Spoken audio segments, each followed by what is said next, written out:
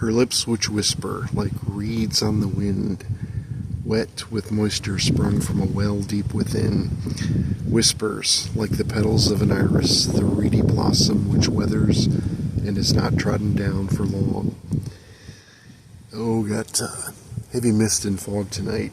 Here's line 725. A room lay beyond, and stairs led back down, opposite of the old sewage channel. A floor block from below atop the channel opening would go, thus replacing the lost rotted panel. The sewer now sealed from small rats at least, Catania and Fred resolved to explore.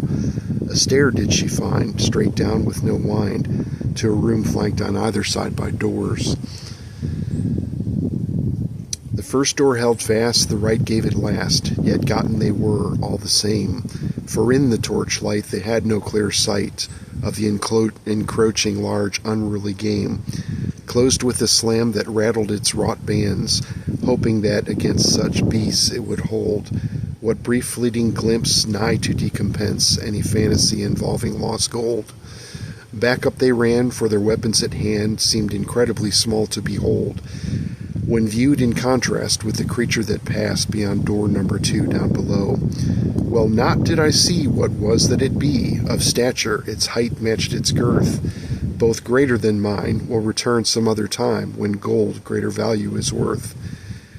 And up again they ran as well, on past that fallow musty smell, on past that fallow musty dust, the bitter air of blood and rust.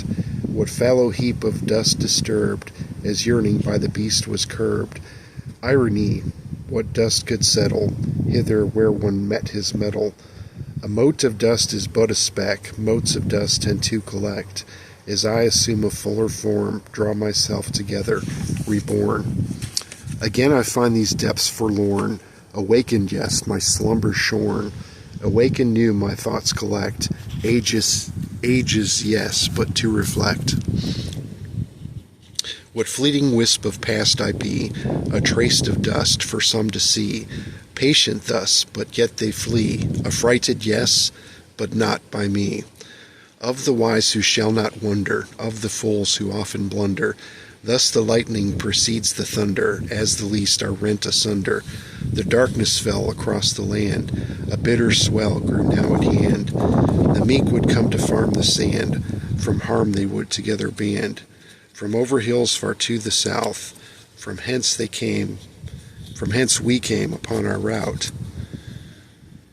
Our fury yet to come to mouth, our strength we had begun to doubt. The dead, of whom their numbers grew, bled red the river, hellish dew. The slain before the ones who slew had fallen, best the rest withdrew. Dark enemy of the hellish bent, from whom would be no favors lent, had yet to come when we were spent.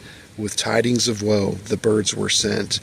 The darkness took our friends so dear, and not a sound were we to hear, as silent death crept through our lines, upon our souls were they to dine. The enemy drew upon our rear, for wisdom's want we were to wager. By all accounts our deaths were near, our hearts like stone, so near was danger. Like rats we crawled beneath the earth, our minds now set within this tightness. The depths we knew they wouldn't search, their place it was, this absent brightness.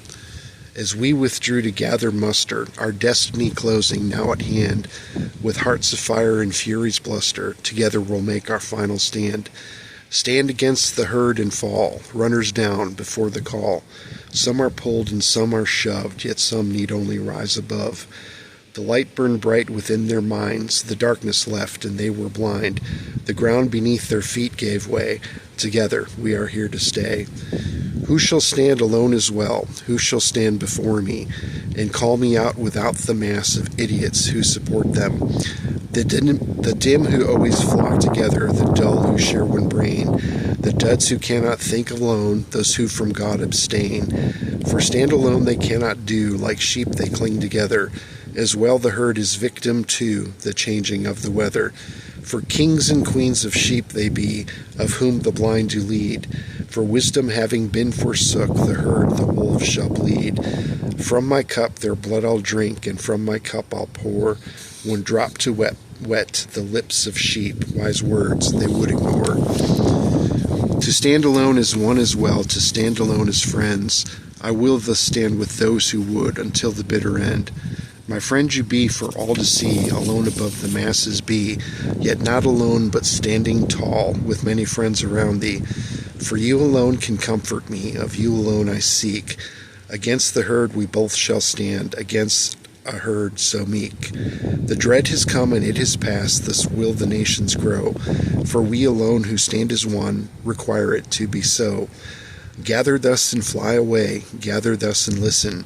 For to be heard one need not speak, one need not even whisper. I cannot stand alone, my friend, I cannot stand against you. I would not be without the herd, I could not even best you. My life as well would be no fun without them to torment, for withered fruit upon the vine is difficult to ferment. Ages pass, and much has changed, and much has stayed the same, for greed hath wrought the fellest naught, and driveth men insane. 6 donkeys abreast, encumbered with chests, barrels, provisions, and kegs. A piece well ahead led Catania and Fred. Of men there were 42 legs. With archers in ranks to cover the flanks or envelop any forward opponent, their main job would be to protect the donkeys from brigand, tramp, vagabond, or bandit. Esmeralda and Amber commanded the vanguard, accompanied by Derek and Nigel. The rest took the rear, less noise for to hear, with Armando and Warhorse to ride. With Eagle at large and Claudia in charge, the rear guard had vistas commanded. Nigh well to reproach any rearward approach, the security such journeys demanded.